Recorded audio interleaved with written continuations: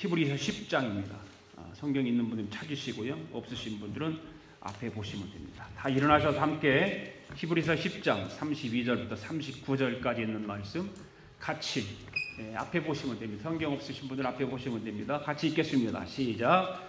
전날에 너희가 빛을 받은 후에 고난의 큰 싸움을 견뎌낸 것을 생각하라. 혹은 비방과 환난으로서 사람에게 구경거리가 되고 혹은 이런 형편에 있는 자들과 사귀는 자가 되었으니 너희가 갇힌 자를 동정하고 너희를 소유를 빼앗기는 것도 기쁘게 당한 것은 더 낫고 영구한 소유가 있는 줄 알미라. 그러므로 너희 담대함을 버리지 말라. 이것이 큰 상을 얻게 하느니라. 너희에게 인내가 필요함은 너희가 하나님의 뜻을 행한 후에 약속하신 것을 받기 함이라. 잠깐 후면 오실 이가 오시리니 지체하지 아니하시리라. 나의 의는 믿음으로 말미암아 살리라. 또한 뒤로 물러가면 내 마음이 그를 기뻐하지 아니하리라 하셨느니라. 우리는 뒤로 물러가 멸망할 자가 아니요 오직 영혼을 구원함이 이르는 믿음을 가진 자지라. 아멘. 성경 있으신 분은 성경을 들으시고 성경 없으신 분은 오른손을 들고 앞에 보고 같이 우리 고백하기를 바랍니다. 시작. 나는 성경에 기록한 말씀이 하나님의 말씀인 것을 믿습니다. 나는 하나님의 말씀이 살아있는 말씀으로 믿습니다. 나는 하나님의 말씀이 조금도 오류가 없음을 믿습니다. 오늘도 하나님의 말씀을 배우면서 그 말씀을 깊이 묵상하고 마음에 받아들여 꼭 변화되기를 고백하며 이제 절대로 부패되지 않고 불멸하고 영원한 하나님의 말씀을 듣게 될 것인데 오늘 하나님의 말씀을 통하여 반드시 내 삶이 변화될 것을 예수님의 이름으로 기도하며 다짐합니다. 아멘. 오늘도 말씀의 은혜를 받읍시다. 이렇게 인사하시면서 앉으시기 바랍니다. 할렐루야. 오늘도 함께 은혜 받기를 원합니다.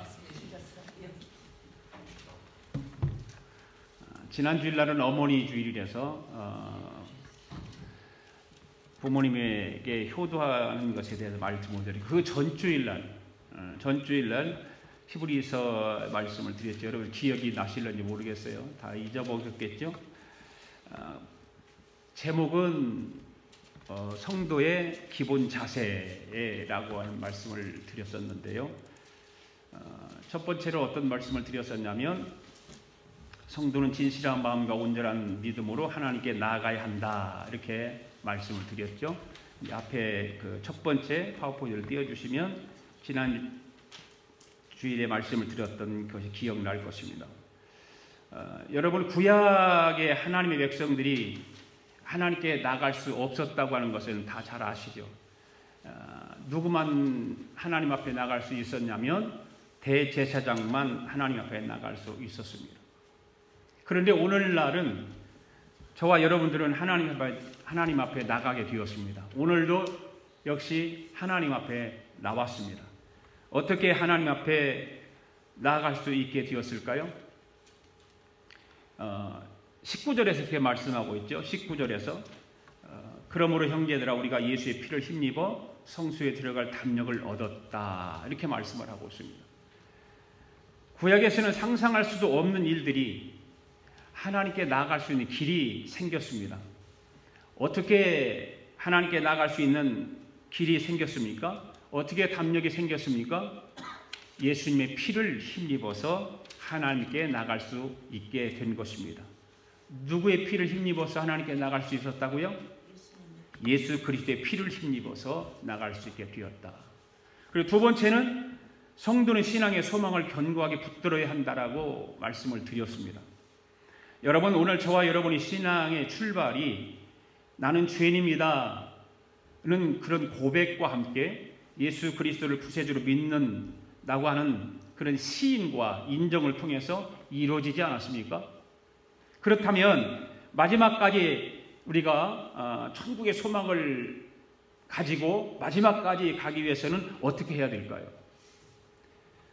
여러분들이 다 침례를 받으셨으리라고 생각하는데 안 받으신 분도 있겠지만 침례를 받을 때 여러분들이 복음을 믿고 믿음 안에서 살고 믿음 안에서 죽겠노라고 고백을 합니다. 그러고 침례를 받습니다. 여러분들이 침례를 받을 때 신앙의 고백을 했던 그 믿음의 도리의 소망을 붙잡으라 그 말이에요.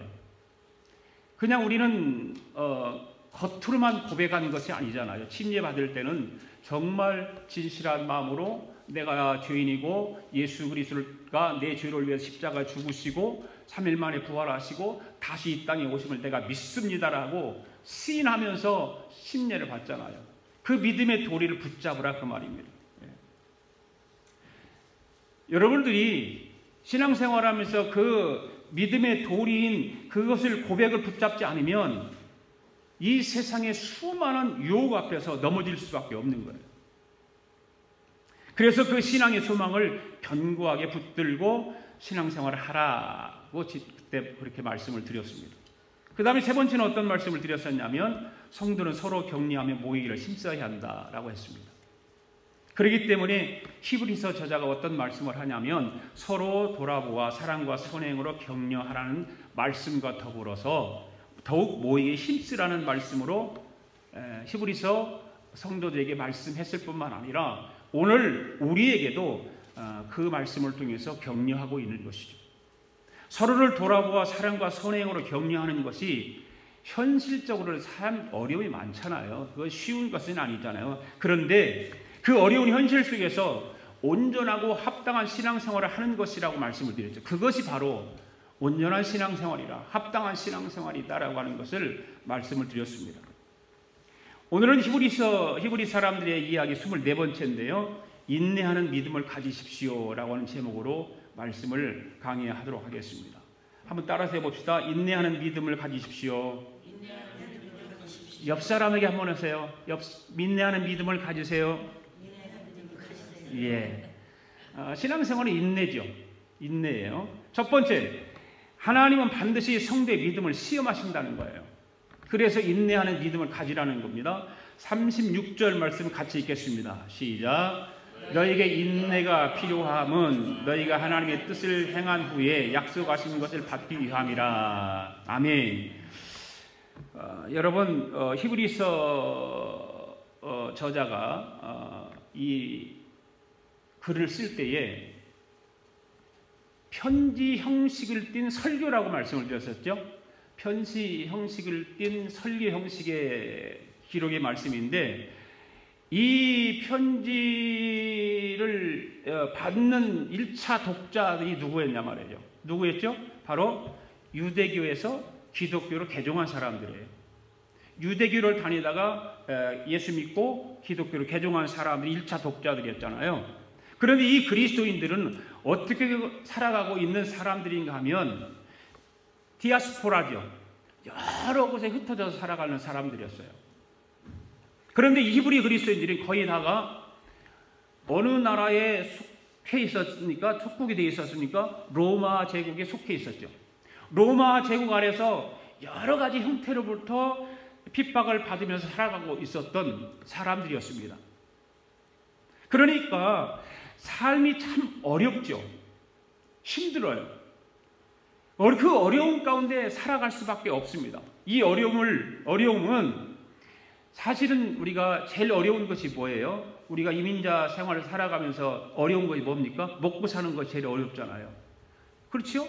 물리적인 것이 가장 우리 피부에 와 닿는 거란 말이에요.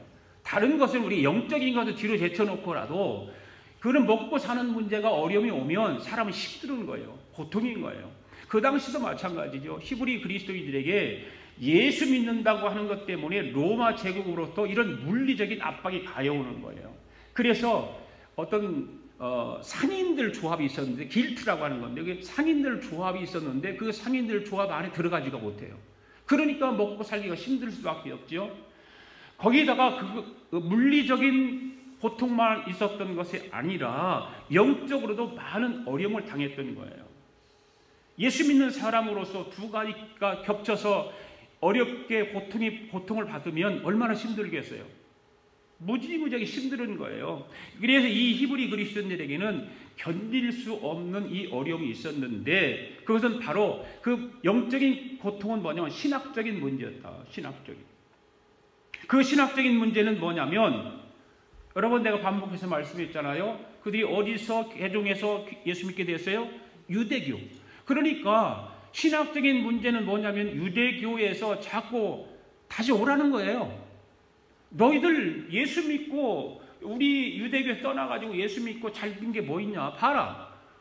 너희들 먹고 사는 것도 힘들고 뭐 너희들이 예수 믿어서 잘 된 게 뭐 있냐? 라고 하는 그런 영적인 문제로 자꾸 회유가 오는 거예요. 다시 오라는 거예요. 자꾸 다시. 네. 얼마나 고통스러웠겠어요. 그러면서 이들에게 또 같이 뭐 신학적인 혼란이 뭐냐면 예수님의 재림에 대한 문제였어요. 속히 오리라고 생각했던 그 주님이 안 오시잖아요. 그러니까 이게 내가 예수 믿는 것이 옳은 건가? 예수님이 금방 속히 오신다고 그랬는데 왜 안 오시지? 여러분 한번 입장을 바꿔놓고 생각해 보세요. 왜 안 오실까 궁금하지 않아요? 그런데다가 생활은 어려워요. 그래 유대교에 자꾸 회원은 와요. 그래 얼마나 고통스러워요. 그러니까 갈까? 말까? 하는데 가는 사람도 실제로 생겼단 말이에요. 실질적으로. 개종을 했다가 다시 회유하니까 아이고 그 맞나보다. 저 사람들 말이 맞나보다. 옛날 우리가 유대교를 다녔던 것이 맞나보다 하고 다시 돌아가는 일이 생겼던 것이죠. 이런 혼란과 핍박들이 히브리 그리스도인들에게 있었다고 말해요. 그러다 보니까 어떤 일이 생겼어요? 모이기를 패하게 되고 전에는 잘 모였는데 모이기를 패하게 되고 사랑과 선행하는 것이 식어지기 시작하는 거예요. 나도 먹고 살기 힘든데 나도 지금 영적으로 힘든데 무슨 모이는 게 뭐가 중요하냐? 당장 먹고 살아야 되는데 내가 어떻게 선행을 하냐? 내 것 나도 내 목숨 풀칠도 못하고 있는데 이런 생각들 있었지 않겠어요? 그러다 보니까 예배가 시들해지기 시작해요. 예배 드리는 걸 게을리기 시작해요. 기도가 식어지기 시작해요. 여러분 예배가 무너지고 시들기 시작하면 모든 삶이 다 무너진다는 걸 아시기 바랍니다. 예배가 게을러지면 삶이 다 무너지는 거예요. 그만큼 하나님은 예배를 중요하게 생각했어요. 예수를 믿는 사람들은 삶이 예배 중심의 삶이어야 돼요. 그것이 바른 신앙생활이거든요. 그런데 사람들이 예배하는 것을 그렇게 중요하게 생각 안 해요. 하나님 앞에 예배하는 삶이 바로 우리를 지켜주신다는 것을 여러분 믿으시기 바랍니다. 예배하는 삶이 하나님 우리를 지켜주시는 거예요. 하나님을 예배하는 삶이 우리의 삶을 건강하게 해주시는 거예요. 아멘. 하나님을 예배하는 삶을 바로 하지 않으면 오늘 본문에서도 쭉 보면 26절부터 쭉 읽어보면 심판이 따른다라고 이야기가 나오거든요. 심판이 있을 것이다. 오늘 저와 여러분의 신앙은 어떻습니까? 어떤 신앙입니까? 여러분이 믿음이 인내하며 신앙을 지켜나가고 있습니까?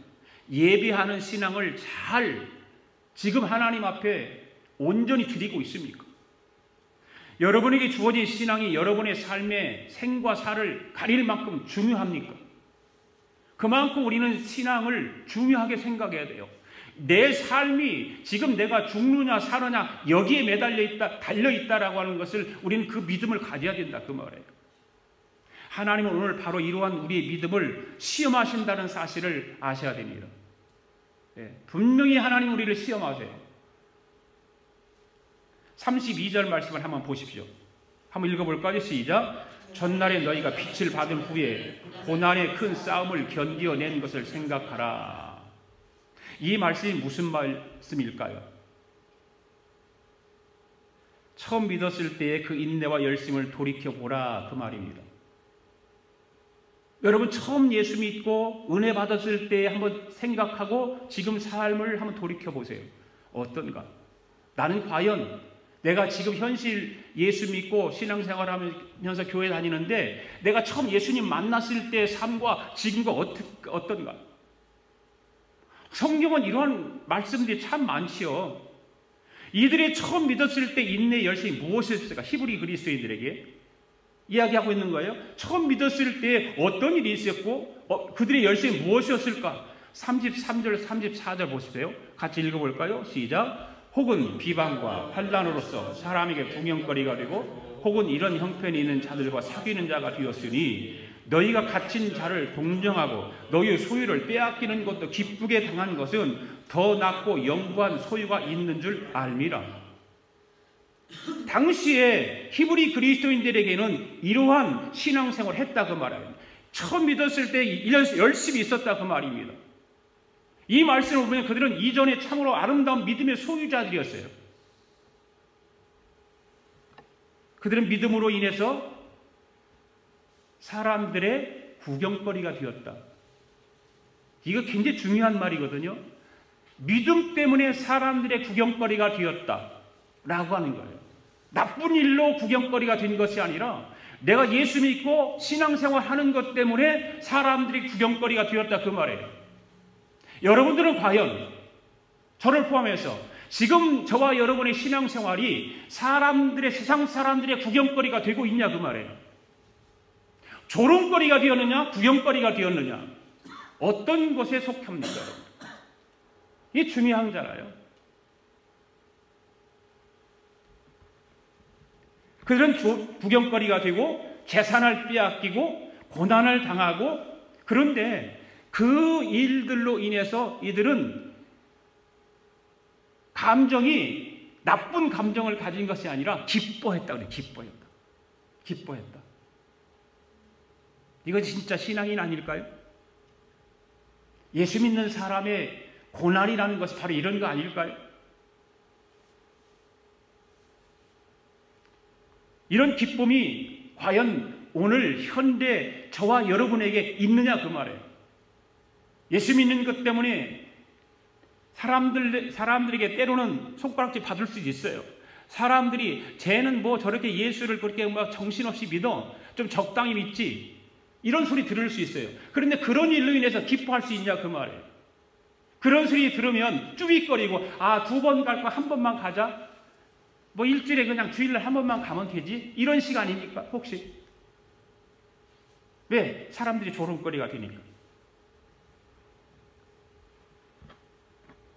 그런데 그 당시 히브리 그리스도인들도 불행한 것은 이처럼 뜨거운 열심과 사랑을 지녔던 그들이 어느새 그 모든 것을 잃어버려 가고 있다는 거예요.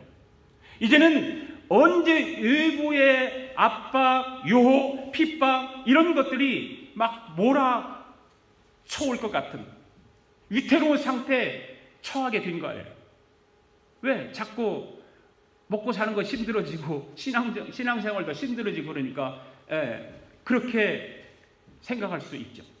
말하자면 처음에 뜨겁던 사랑과 열심은 어느새 수증기가, 여러분들 물을 끓일 때 수증기가 올라오면 수증기가 계속 갑니까? 어디다 가도 없어지잖아요. 없어져요. 그거와 똑같은 거예요. 수증기처럼 사라지고 이제는 차갑고 식어지고 메말라버리고 굳은 마음의 소유자가 되어버리고 만 거예요. 당시 히브리 그리스도인들에게도. 그러기에 히브리서 기자가 처음 그 믿음과 사랑을 되돌아보며 이것을 다시 회복하라고 촉구하고 있는 거예요. 할렐루야. 다시 회복하라. 처음 신앙을 다시 회복하라. 처음 신앙생활했을 때 너희들이 세상 사람들의 구경거리가 되었던 그 신앙생활로 다시 회복하라는 거예요. 그런데 여러분, 이 말씀이 비단 본 서신의 수신자에게만 해당되는 말씀일까요? 오늘 현대 그리스도인들에게는 아무 상관없는 말씀일까요? 오늘 저와 여러분에게 아무 상관도 없는 말씀일까요? 그렇지 않지요. 사실 이 땅에 있는 수많은 사람들은 예수 그리스도를 믿는 사람들이든지 믿지 않는 자든지 불문하고, 우리는 신앙생활을 다짐하고 기도하고 말씀 보겠다고 약속하고 그렇게 하잖아요. 연말이 지나고 연초가 되면 사람들은 다짐을 많이 하죠. 그런데 어떻게 되죠? 우리나라 말 가운데 뭔 말이 있어요? 작심삼일. 작심삼일이라는 말이 똑같으니까요. 그거는 믿는 자들이든지 믿지 않는 자들이든지 이러한 말은 동일하게 써요. 여러분들이 2019년도 들어서 하나님 앞에 다짐하고 하나님 앞에 내가 열심히 해보겠다고 약속했던 것이 혹시 작심삼일이 되지는 않았나요? 저를 돌아보면 그런 것 같아요. 열심히 좀 해보겠다고 내 작심삼일이었어요. 인간이 모습이 그렇단 말이에요. 너무 나약하고 너무 부족해요. 연애를 하는 사람들이 있다고 생각해 보세요. 연예인들이 있다고 생각해 보세요. 아이고, 결혼하기 전에는 막 뭐든지 다 해줄 것 같지요. 결혼만 딱 해놔면 언제 그랬느냐 그러잖아요. 예. 부부지간에도 마찬가지예요. 부부지간에도 싸늘하게 식어져 가고 있는 그런 관계, 더 심지어 그렇게 더 심하게 되면 그런 관계에 있던 사람들이 식어져 가지고 갈라서고 이런 일들이 세상에 벌어지고 있다고 말이에요.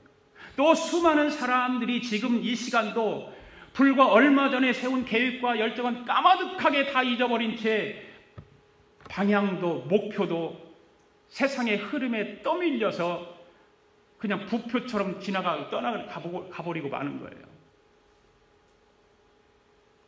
여러분, 과거에 우리 성경을 통해서 한번 생각해 보자고. 이스라엘 백성들을 한번 보자고요. 하나님의 택한 백성인 그들이 신앙의 영역에 있어서 쉽게 변질되는 모습을 우리는 알고 있잖아요. 그들은 출애굽을 합니다. 감격과 감동으로 막 춤까지 추잖아요. 막 얼마나 신나서. 하나님께서 말씀하신 그 약속의 말씀을, 그 언약의 말씀을 지키겠노라고 다짐하잖아요. 여러 맹세까지 하잖아요.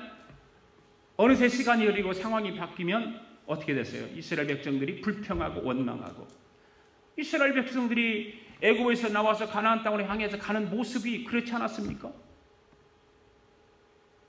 결국 광야에서 멸망을 하고 말아요. 성도 여러분, 혹시라도 이렇게 되고 싶어하는 사람은 아무도 없을 줄 압니다. 그렇죠? 아무도 없어요. 그런 사람. 여러분, 처음의 마음과 열정과 확신을 잃어버리지 않기를 소망합니다. 처음 신앙을 다시 회복하기를 소망합니다. 여러분들이 신앙생활하면서 은혜 받았던 그때를 다시 회복하지 않으면 우리도 똑같은 사람들이 되고 마는 거예요. 처음 믿었을 때의 사랑과 처음 믿었을 때의 사랑을, 감격을 우리는 세상에 다 빼앗기고 살아가잖아요. 세상 것에 다 빼앗기고 살아가요.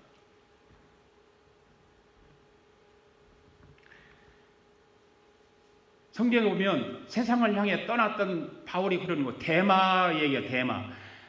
열심히 따라다니던 데마가 세상이 좋아서 세상을 향해 떠났다고 해요. 떠났다. 오늘 우리 아가페 교회 성도들은 이런 분들이 한 분도 없기를 바랍니다. 네.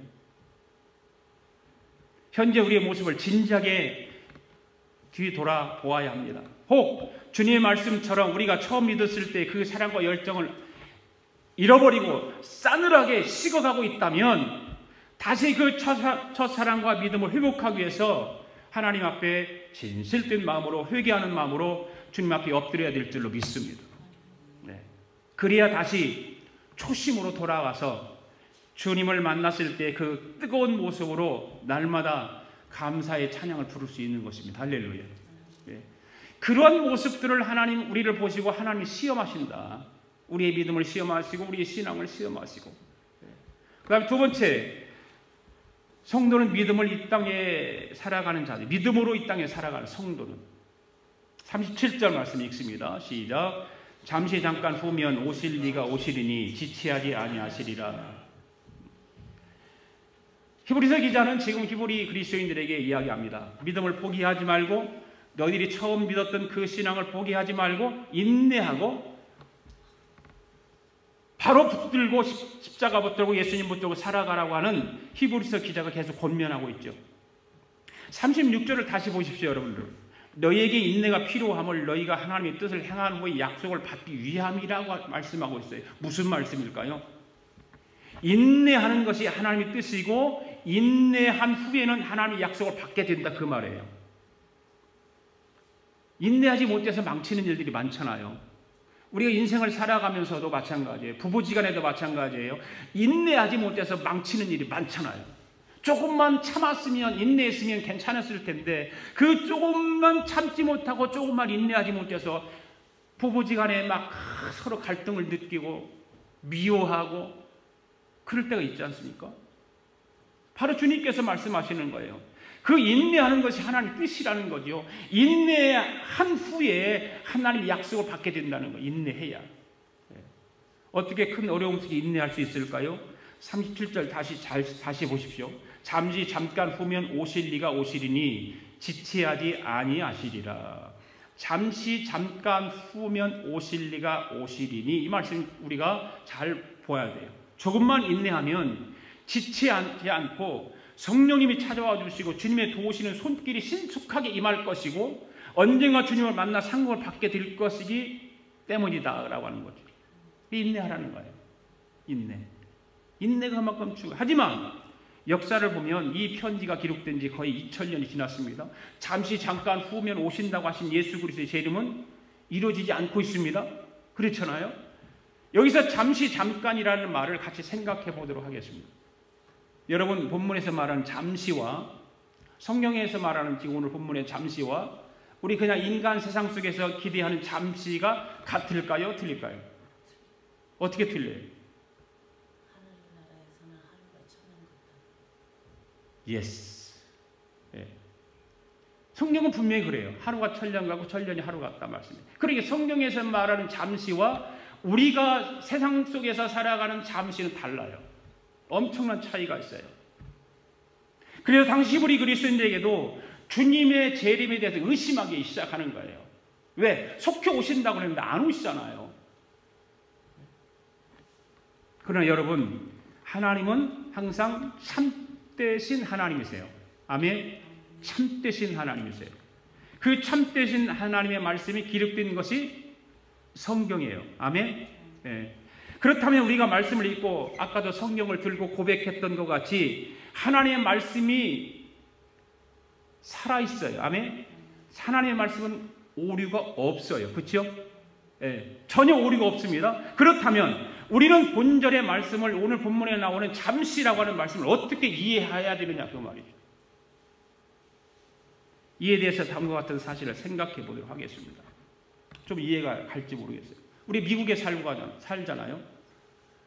미국은 세계를 이렇게 리더해 나가는 나라예요. 세계에서 가장 큰 나라라고 봐야 돼요.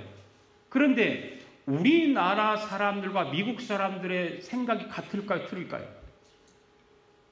엄청나게 틀리죠. 사상도 달라요. 그들의 배움도 달라요. 우리의 달라요.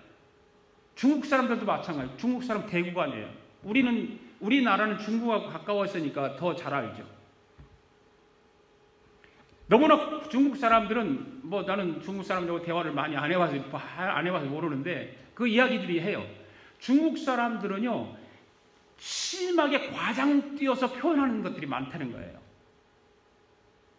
대국에 살는 사람들이 작은 나라 사람들을 무시하기 때문에 그렇게 과장되게 표현들을 많이 해요. 또 그와 반대로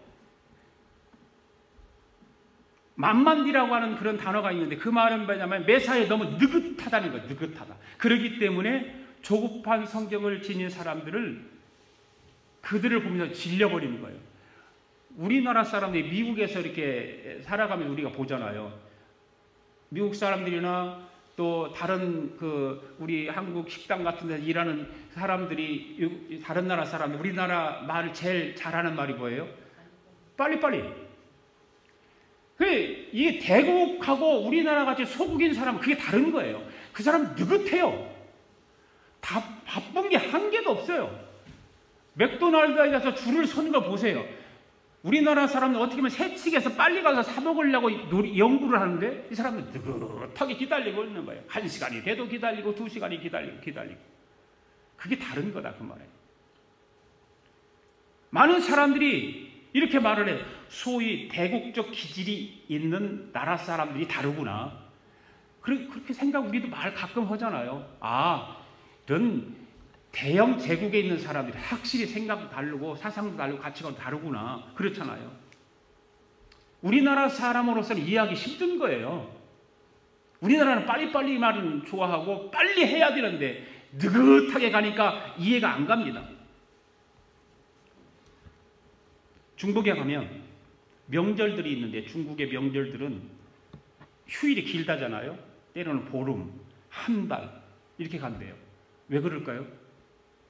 기차를 타고 자기 집 고향에 가려면 며칠씩 가야 되기 때문에. 그래 명절이 긴 거예요. 우리나라는 이해가 안 가죠. 이해 갈 리가 없어요. 그것이. 그렇다면 한번 생각해 보십시오. 지구 위에 살아도 좁은 나라에 사는 사람과 넓은 대륙에 사는 사람들이 사고방식이 이처럼 큰 차이가 있는데, 그렇잖아요. 사고력과 판단력을 길렀던 두의 환경이 다르기 때문에 한 가지 사실에 대해 서로 다른 표현을 할 수 있는데, 그렇다면 하나님을 믿는 성도들과 하나님을 믿지 않는 세상 사람들은 어떨까라고 하는 거예요. 같을까요? 더 크지요. 대국과 우리나라와 비교하는 것보다 훨씬 더 큽니다. 생각, 가치관 차이가 완전히 다르기 때문에. 중국과 한국이라고 하는 배경에서 나오는 차이보다 더 큰 차이가 존재할 수밖에 없는 거죠. 요한복음 15장 19절 말씀 한번 읽어봅시다. 시작. 너희가 세상에 속하였으면 세상이 자기의 것을 사랑할 것이나 너희는 세상에 속한 자가 아니요 도리어 내가 너희를 세상에서 택하였기 때문에 세상이 너희를 미워하느니라. 성도들은 하늘에 속한 사람이고 세상 사람들은 땅에 속한 사람들이라고 말씀하고 있어요. 그렇죠? 그렇습니다. 시간의 관점에 있어서 성도들과 세상 사람들은 중국 사람과 한국 사람이 느끼는 차이가 상대가 안 되는 만큼 큰 차이가 있는 것과 마찬가지로 어찌 하늘에 속하여 천년이 하루 같고 하루가 천년 같은 시계를 보는 사람과 땅에 속해서 일정하게 짹짹짹짹 돌아가는 시계만 보는 사람의 시간과 어떻게 같을 수 있겠어요? 그 사상이 어떻게 같을 수 있겠어요? 우리는 하늘에 소망을 두고 살아가는 사람이에요. 천년이 하루 같고 하루가 천년 같다고 하는 그 믿음을 가지고 사는 사람들이에요. 그 시간 개념을 가지고 살아가는 사람들이에요. 그러나 세상 사람들이 그렇게 하나요? 하루가 천년 같다고 미쳤나? 무슨 하루가 천년 같으냐? 천년이 하루 같다? 이해할 수 없는 거죠. 세상적인 시간 개념으로 보면 이해할 수 없는 것입니다. 그렇습니다. 여러분, 하늘에 속하여 천국의 시계를 보는 사람들과 땅의 시간밖에 볼 줄 모르는 사람들 사이에 넘을 수 없는 간격이 존재하는 것은 당연한 일이 아닐 수가 없는 거예요. 그렇기 때문에 히브리서 기자가 오늘 본문에서 잠깐 후면 오실 이가 오시리라고 하는 말씀을 하고 있는 거예요. 당시 히브리 그리스도인들에게도 답답하죠. 예수님이 빨리 오셨으면 좋겠는데 안 오시는 거예요. 그 믿음을 가지고 시작을 했는데 아직까지도 안 오시는 거예요. 그러니까 히브리서 기자가 얘기하는 거예요. 잠깐 후면 다시 오신다. 그들에게 믿음을 확실히 심어주는 거죠. 그러므로 성도 여러분, 우리는 비록 몸은 땅에 있으되 눈은 언제나 하늘을 보며 천국의 시계에 주목하는 성도들이 되어야 될 줄로 믿습니다. 그래서 하늘의 시계로 하루가 천년 같고 천년이 하루 같음을 기억하면서 여러분들이 계획하고 모든 그런 것들을 영원히 살 것처럼 계획을 하지만 행할 때는 매 순간이 마지막이라고 하는 그런 자세로 살아갈 수 있기를 바랍니다. 무슨 말인지 알겠죠? 네. 여러분의 계획은 영원히 살 것까지 계획하세요. 그렇지만 하루하루 살아갈 때는 마지막이라고 살아가라 그 말이에요. 그것이 세상의 시간과 하늘의 소망을 둔 사람의 시간 관념이 다른 거예요. 그것이 주님 오실 그날을 준비한 모습으로 살아가는 믿음의 사람들의 삶인 줄로 믿습니다. 마지막 세 번째, 하나님은 행함이 있는 믿음을 가장 기뻐하십니다. 38절 39절 읽습니다. 시작. 나의 의는 믿음으로 말미암아 살리라. 또한 뒤로 물러가면 내 마음이 그를 기뻐하지 아니하려 하셨느니라. 우리는 뒤로 물러가 멸망할 자가 아니요 오직 영혼을 구원함에 이르는 믿음을 가진 자니라. 아멘. 나의 의는 믿음으로 말미암아 살리라. 이 말씀을 여러분 나름대로 한번 설명해 보실래요? 네. 나의 의는 믿음으로 말미암아 살리라. 무슨 말일까요? 무슨 말 같아요? 어떤 의미일까요?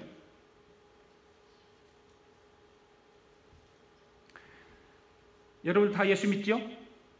예수 믿습니까? 예수님 구세주로 믿습니까? 예수님이 내 죄를 위해서 십자가에 죽으신 걸 믿습니까?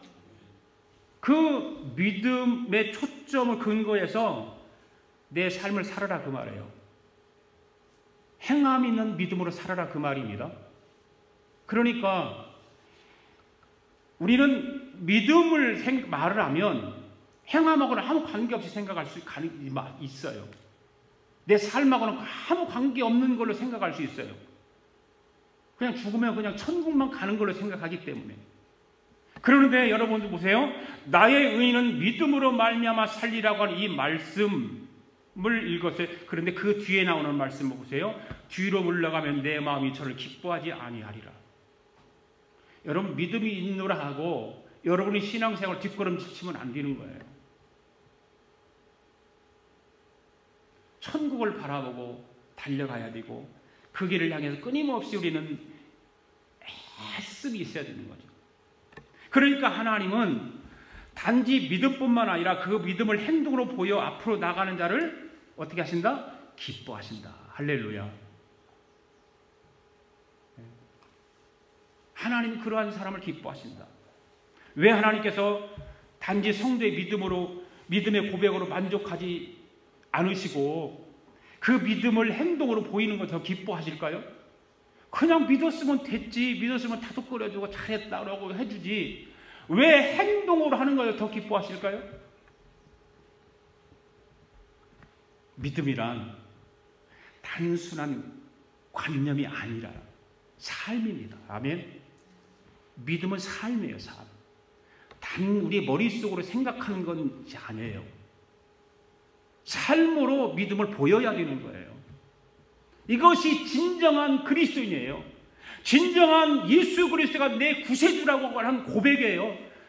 내가 말씀했죠. 구세주라고 하는 말이 무슨 말인가? 주님이 내 삶의 주인이라는 거. 주인. 그러니까 믿음이 있으면 반드시 행동으로 나타날 수밖에 없다. 할렐루야. 다시 말하면 행동이 따르지 않는 믿음은 무슨 믿음이다? 죽은 믿음이다. 어디에 기록되어 있어요? 야고보서에. 다시 말하면 우리가 야고보서 기자가 전후히 그런 말씀을 하잖아요. 행함과 믿음은 같이 간다. 따로 동떨어진 것이 아니다. 로마서의 갈라디아서 믿음장과 야고보서의 행함이 있는 행함장을 같이 우리 따로따로 띄워보는 것이 아니라 같이 가는 것이다. 항상.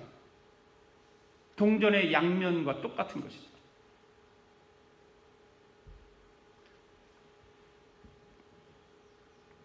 다시 말하면 행동이 따르지 않는 믿음은 죽은 믿음이고 더 나아가면 믿음이 아닐 수도 있다. 이런 사실은 다음과 같은 이야기를 생각해보면 더 알 수가 있죠. 블론딘, 여러분이 잘 아시죠? 블론딘. 미국의 외줄 타기 유명한 블론딘이라고 하는 사람 알잖아요. 나야가라 폭포에서 줄을 매놓고 그 외줄 타고 나야가라 폭포를 건너갔다 온 사람이잖아요. 유명한 말이 이 사람. 그 동영상 가서 보세요. 동영상 보면은 재밌는 얘기가 많이 나오죠. 이 블론딘이라고 하는 사람이 고개사로 이제 그런 나이아가라 폭포 양쪽에 쇠줄을 연결해 놓고서 자전거로 건너가는 묘기를 보이기도 하고 걸어가기도 하고 아슬아슬하잖아요. 그러면 사람들이 막 그걸 보고 환호성을 올리는 거예요. 그러면서 갔다 왔는데 이번에 뒤로 가는 거예요. 뒤로 갔다가 또 와서 가보겠다고 약속을 하면서 이걸 여러분들 믿습니까? 그러니까 믿는다고 박수를 막 쳐요. 그러면 당신이라면 충분히 할 수 있습니다. 내가 100% 믿습니다. 그리고 이번에는 그러면은 내 등에 엎여서 갈 사람이 있습니까? 그렇게 얘기를 하죠.